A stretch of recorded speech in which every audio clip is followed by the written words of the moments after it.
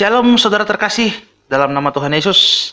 Kembali lagi bersama saya Bernstein, dan kali ini kita tidak akan mendengarkan kesaksian Murtadin karena hari ini kita akan mendengarkan pernyataan dari Menteri Agama kita.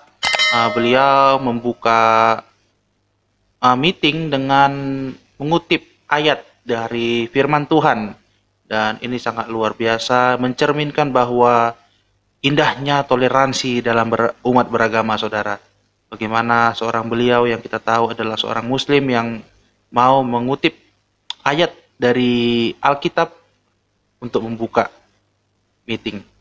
Baik saudara, mari kita dengarkan bersama-sama ayat apa yang akan dikutip oleh beliau dan apa tanggapan beliau tentang ayat tersebut. Saya punya, dan saya akan menyampaikan kepada Bapak Ibu sekalian. Jika tidak tepat, saya mohon maaf karena keterbatasan pengetahuan saya. Tapi menurut saya isinya ini sangat menarik dan ini merupakan ajaran universal bagi seluruh umat beragama.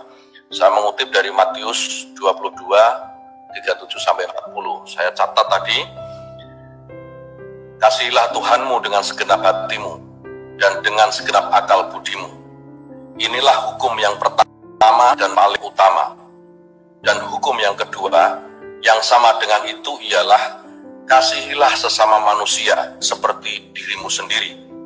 Pada kedua hukum ini tergantung semua hukum dan kitab para nabi.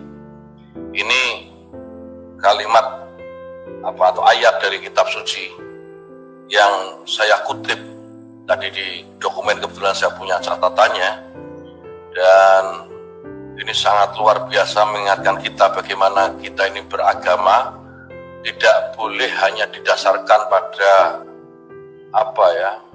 keimanan buta, tetapi harus ada tujuan, yaitu mengasihi Tuhan dan mengasihi umat kita. Ini luar biasa saya kira, dan aplikasi dari ayat kitab suci ini pasti sangat ditunggu oleh umat kita.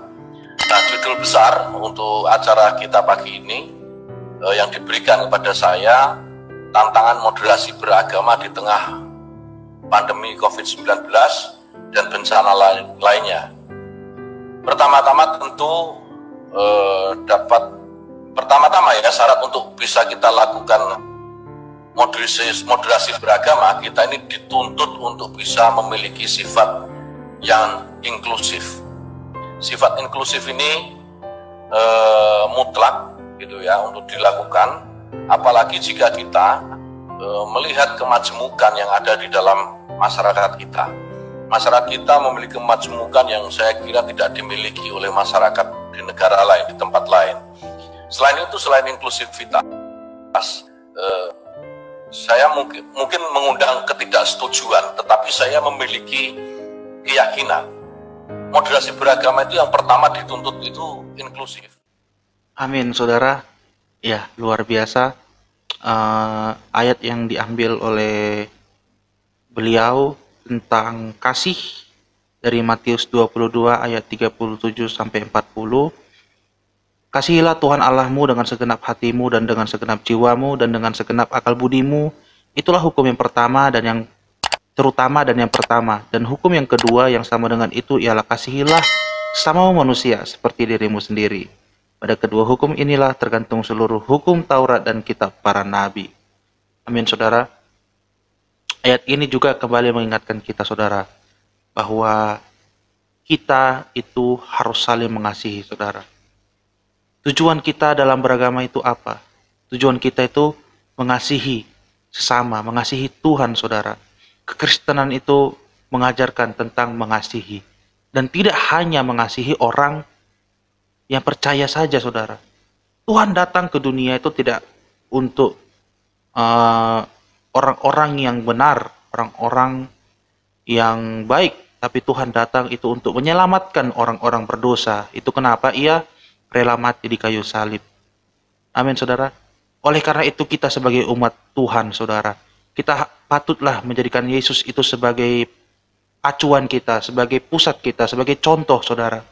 Bagaimana Tuhan Yesus rela mengorbankan nyawanya, saudara, demi menebus dosa umat manusia, saudara.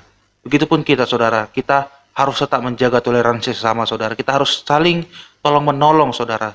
Apapun agamanya, saudara, siapapun mereka, apapun yang telah mereka perbuat bagi kita, saudara, kita sebagai umat Kristen, patutlah kita saling mengasihi, saudara, karena tujuan kita yang pertama itu mengasihi Allah. Kasihilah Tuhan Allahmu dengan segenap hatimu dan dengan segenap jiwamu dan dengan segenap akal budimu.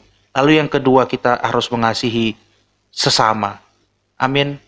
Kasih vertikal ke Tuhan dan kasih horizontal ke sesama.